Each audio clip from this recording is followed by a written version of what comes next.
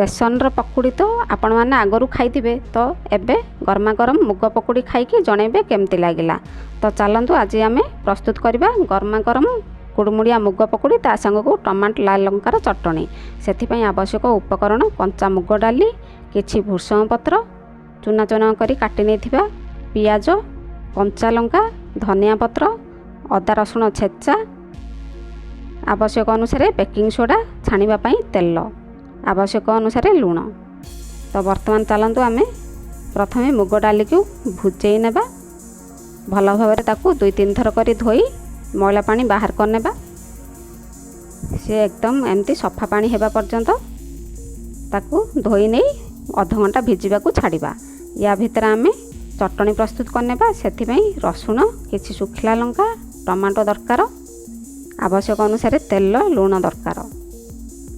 तो बर्तमान चलतु गैस ऑन करी गोटे पात्र रे अल्प पानी दे बसैबा। आमे सुखिला लंका को टिके नरम करबा पई सही गरम पानी रे दे देबा हमर सुखिला लंका। ताऊ किछ समय फुटी सिझी नरम हेबा पर्यंत छाड़िबा। ये बर्तमान देखंतु हमर भल भाव फुटी गलानी पानी भी टिके सुखी आसिलानी हमर सुखिला लंका भी नरम हो गलानी। ताकू ओल्हेई नेबा ओल्हेई नहीं ठंडा हेबा को छाड़िबा। या भीतर आमे कड़ाई बसई नेबा हमर टमाटो भाजीबा पई सेथिरे गोटे चामच तेल दे देबा।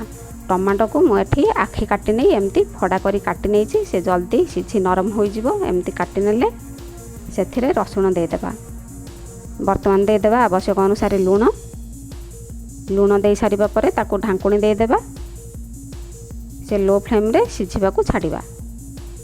बर्तमान ढांकुणी बाहर करी देखिबा टमाटो आमर सिझिलानी कि नहीं। बर्तमान आमर देखंतु टमाटोर कलर चेंज हो गलानी टमाटो आमर नरम हो गलानी। रसुण टमाटो भाजी होई टिके नरम हो गलानी। देखंतु ताकू गैस बंद करी ओल्हेई नेबा। ताऊ ठंडा हेबा को छाड़िबा। से ठंडा हेबा परे आमर ग्राइंडर जार रे दे देबा।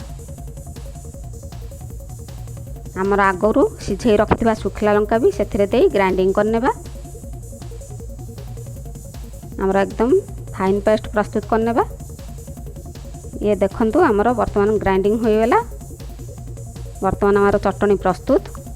ताऊ गोटे पात्र को बाहर कर रखिबा। वर्तमान जीवा आमर मुग डाली भिजिलानी कि नहीं देखिबा। अध घंटा तो हो गलानी। ये देखंतु आमर भल भाव भिजी गलानी। एमती हाथ रे खंड कले से खंड हो जाउछि।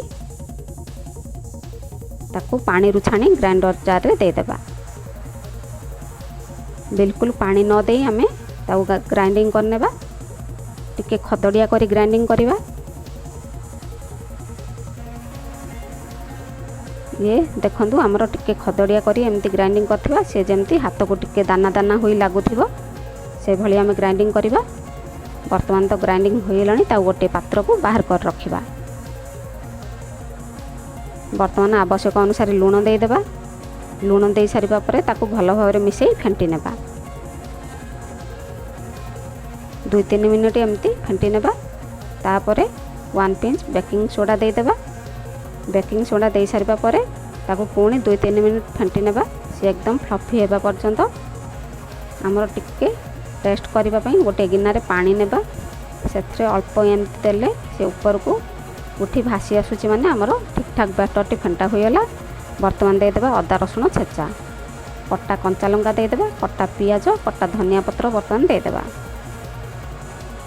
वर्तमान हमर भूषण पत्र दे देबा। हाथ रे टिके एमती छिंडेई मक्ची नहीं भूषण पत्र को सेथरे दे देबा।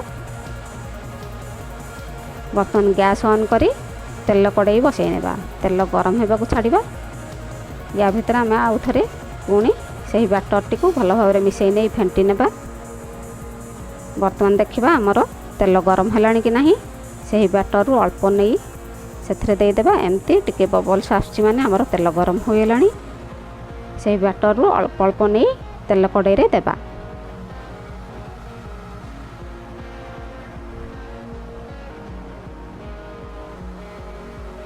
हमर सेथरे सब दे सारिबा परे ओल्टेई नेबा।